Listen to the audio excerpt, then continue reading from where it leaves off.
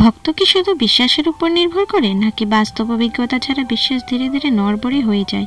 এক ভক্ত যিনি প্রতিদিন গীতা পাঠ করতেন, কিন্তু দারিদ্র্যের কারণে তার মনে সন্দেহ জন্মালো। তিনি ভাবতে লাগলেন, ভগবান বলেছেন তিনি সমস্ত ভক্তদের সমস্ত অভাব পূরণ করেন, তাহলে আমি কেন এত কষ্টতে আছি? আমার জীবনে কেন কষ্ট দূর হচ্ছে না? এমনই এক ভক্তের মনে একদিন সন্দেহ গ্রাস করলো। আর এমনি এক রাতে উনি যখন মন ক্ষতবিক্ষত অবস্থায় ছিলেন, উনার ধৈর্য ভেঙে গেল এবং যা ঘটল ওই ভক্তের সাথে তা সত্যিই অলৌকিক। এক ব্রাহ্মণ ছিলেন, অত্যন্ত গরিব, তার সংসারে কিছুই ছিল না, তবু তিনি প্রতিদিন গীতা পাঠ করতেন। জীবনে যতই কষ্ট থাকুক না কেন, উনি কোনোদিনই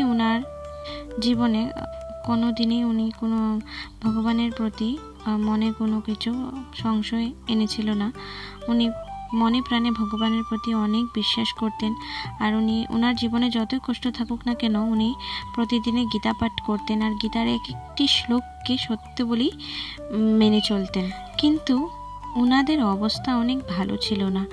স্ত্রী কষ্ট পাচ্ছিলেন, সন্তানরাও ক্ষুধার্ত ছিল, কিন্তু ব্রাহ্মণ বলতেন, ভগবান আছেন, তিনি আমাদের রক্ষা করবেন, তোমরা কেন এত চিন্তিত হও? কিন্তু ঘরের কষ্ট দেখে ঘরে কিছু খেতে নেই, আর ওনার সন্তানরাও কষ্ট পাচ্ছিলেন, ওরাও কতদিনের থেকে কিছু ভিক্ষা খুঁজতে গেলেও কিছু পাচ্ছিলেন না। তাই ওটা দেখে ওনার স্ত্রী অনেক রাগ করতো, আর একদিন বলেই ফেললেন, কি তুমি প্রতিদিন গীতা পড়ছো, তাতে তোমার কি লাভ? ভগবান যদি সত্যি আমাদের রক্ষা করতেন, তবে কি আমরা এভাবে এত কষ্ট পেতাম? ব্রাহ্মণ কিছু বললেন না ঠিকই, কিন্তু ওনার মনেও কিন্তু সন্দেহে গ্রাস করেনি। ওনার মনেও ওই সময়টা সন্দেহ জন্ম হয়ে যায়, কিন্তু উনি কিছু বললেন না। এক রাতে ব্রাহ্মণ গীতা পাঠ করছিলেন, হঠাৎ তার চোখ পড়ল এক শ্লোকে, যোনখানে লেখা ছিল, যোগ ক্ষমাং বাহাম্যাহম, যার অর্থ হয়েছে, আমি আমার ভক্তদের সমস্ত দায়িত্ব গ্রহণ করি, তাদের যা প্রয়োজন তা আমি ওনাদেরকে দিই। শ্লোকটা পড়ার পর ব্রাহ্মণ ভাবতে লাগলেন, তাহলে আমাদের জীবনে এত কষ্ট কেন?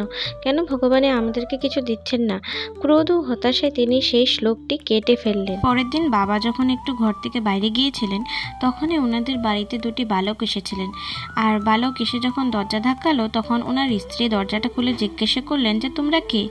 কিন্তু ওই বালক দুটির মুখ দেখে উনি মোহিত হয়ে গেছিলেন, কেননা ওনাদের মুখে এক অপূর্ব জ্যোতি ছিল না। কিন্তু একজন বালক ছিল শ্যামবর্ণ, আর একজন বালক ছিল গৌরবর্ণ। তো স্ত্রী জিজ্ঞাসা করলেন যে, তোমরা কেন এসেছো? তখন ওনাদের হাতে কিন্তু ঝুড়ি ভর্তি ফল নিয়ে এসেছিল, আর বললেন যে, মা, এটা আমরা তোমাদের জন্য এনেছি, তোমাদের জন্য দিয়ে পাঠিয়েছে। তো কে দিয়ে পাঠিয়েছে? তারপরে বললো, এরকম করে বলে ভিতরে রেখে ওনারা চলে যেতে নিয়েছিলেন। তখন ওনার স্ত্রীর মনে তো জিজ্ঞেস করতেই যাবে, তখন দেখলে যে ওনাদের দুজন বালকের পিছন দিকে ক্ষতবিক্ষত চিহ্ন ছিল। তো উনি দেখে ওনার অনেক কষ্ট লেগে গেল, এত সুন্দর বালক আর পিঠে এমনভাবে ক্ষতবিক্ষত চিহ্ন কিভাবে হলো? উনি তো দেখে চিন্তিত হয়ে গেলেন, আর জিজ্ঞেস করে উঠলেন যে, তোমাদের দুজনেরই পিঠে এমনভাবে কে ব্যথা দিয়েছে? কিসের এত ক্ষতবিক্ষত চিহ্ন? ওরা বললেন যে, ব্যথা তো আমাদের বাবাই দিয়েছে, বলে ওনারা চলে গেলেন। ওনারা চলে যাওয়ার কিছুক্ষণ পরে ব্রাহ্মণ বাড়িতে ফিরে আসলো, আর ফিরে আসার পর সব ঘটনা বলা হলো। ওনার স্ত্রী সবকিছু ওনাকে বললেন। তারপর এই কথাও বলল যে, ও বালক দুজনের পিঠে ক্ষতবিক্ষত চিহ্ন ছিল। এই কথা যখন বললেন, তখন ওনার মনে হঠাৎ এসে পড়ল, দুটি বালক এসেছেন, এক বালক শ্যামবর্ণ আর এক বালক গৌরবর্ণ, তার মধ্যে ওনার পিছনে ক্ষতবিক্ষত চিহ্ন। ওনার মনে তখনই সব কিছু মনে পড়ে গেল যে, গতকাল রাত্রি তো উনি গীতার ওই শ্লোকটাকে কেটে দিয়েছিলেন, তাতে নাকি ওই বালক দুজনের পিঠে এত ব্যথা। উনি নিজের ভুলটা বুঝতে পারলেন, আর বুঝে গেলেন যে শ্রীকৃষ্ণ আর গীতা অভিন্ন। উনি বুঝে গেলেন যে ওনারা আর কেউ না, স্বয়ং শ্রীকৃষ্ণ আর বলরাম এসেছিলেন ওনাদের বাড়িতে। আর উনি ওনার ভুলটাও বুঝতে পারলেন। শ্রীকৃষ্ণের গীতাতে বলেছেন, যে ভক্তরা একান্তভাবে আমাকে চিন্তা করে ও আমার ভজন সাধনা করে, আমি নিজেই তাদের সমস্ত প্রয়োজনীয় বস্তু প্রদান করি এবং যা কিছু তাদের আছে তা রক্ষা করি।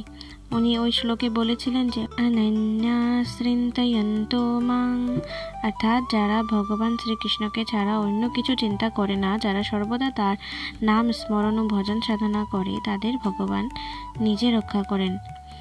ইয়ে জনা পর্যুপাসতে, অর্থাৎ যারা শ্রীকৃষ্ণকে যথাযথভাবে আরাধনা করে তাদের জন্য তিনি সর্বদা উপস্থিত থাকেন। তেষাং নিত্যাভিযুক্তানাং, অর্থাৎ যারা কৃষ্ণ ভক্তিতে স্থির, অবিচল এবং নিরবচ্ছিন্নভাবে তার শরণাগত, তাদের প্রতি কৃষ্ণের বিশেষ করুণা থাকে। যোগক্ষেমং বহাম্যহম, অর্থাৎ যা আমাদের প্রয়োজন তা ভগবান নিজে আমাদেরকে দেন, আর আমাদের কাছে যা আছে তার সুরক্ষা ভগবান নিজেই করেন। এই শ্লোকের সারমর্ম এই হলো যে ভগবান কৃষ্ণ তার ভক্তদের সমস্ত অভাব পূরণ করেন এবং তাদের যা কিছু আছে তা রক্ষা করেন। তবে এই প্রতিশ্রুতি শুধুমাত্র সেই ভক্তদের জন্য যারা অনন্যভাবে তার উপর নির্ভরশীল এবং অন্য কোথাও আশ্রয় খুঁজেন না। সেই ব্রাহ্মণ ভক্তই যখন দারিদ্র্যের কারণে কৃষ্ণের এই প্রতিশ্রুতিতে সন্দেহ প্রকাশ করলেন এবং শ্লোকটি কেটে ফেললেন, তখন কৃষ্ণ ও বলরাম স্বয়ং এলেন এবং প্রমাণ করলেন যে গীতার প্রতিটি বাক্য সত্য। যখন তিনি শ্লোকটি কাটলেন তখন কৃষ্ণের শরীরেও আঘাত লাগলো। এটিই বোঝায় যে ভগবদ্গীতা ভগবান স্বয়ং এবং তার বাক্য কখনই মিথ্যা হতে পারে না। যে ভগবদ্গীতা সেই হলো স্বয়ং শ্রীকৃষ্ণ। কৃষ্ণ কখনো তার প্রতিশ্রুতি ভঙ্গ করেন না। তাই আমরা কখনো কৃষ্ণকে সন্দেহ করা উচিত নয়। যদি আপনারা প্রকৃত ভক্ত হন তাহলে কোনোদিনই সন্দেহ করবেন না আর প্রশ্ন আনবেন না। শ্রীকৃষ্ণ ও গীতা অভিন্ন। যদি আমরা গীতাকে ক্ষতিগ্রস্ত করি তাহলে আমরা সরাসরি শ্রীকৃষ্ণকেই আঘাত করি। এই সাক্ষাৎ লীলার থেকে আপনারা তো এটা বুঝতেই পারলেন। তাহলে কোনোদিনই গীতা আর শ্রীকৃষ্ণের মধ্যে অভেদ করেন না। যদি আমরা কৃষ্ণকে সর্বস্ব মনে করি, একনিষ্ঠভাবে তাকে স্মরণ করি, তাহলে তিনি আমাদের প্রয়োজনীয় সবকিছু দেবেন এবং আমাদের রক্ষা করবেন। ব্রাহ্মণ যখন শ্রীকৃষ্ণের এই প্রতিশ্রুতিতে সন্দেহ প্রকাশ করলেন, তখন কৃষ্ণ স্বয়ং এসে ওনাকে শেখালেন যে আমি কখনো আমার ভক্তদের পরিত্যাগ করি না।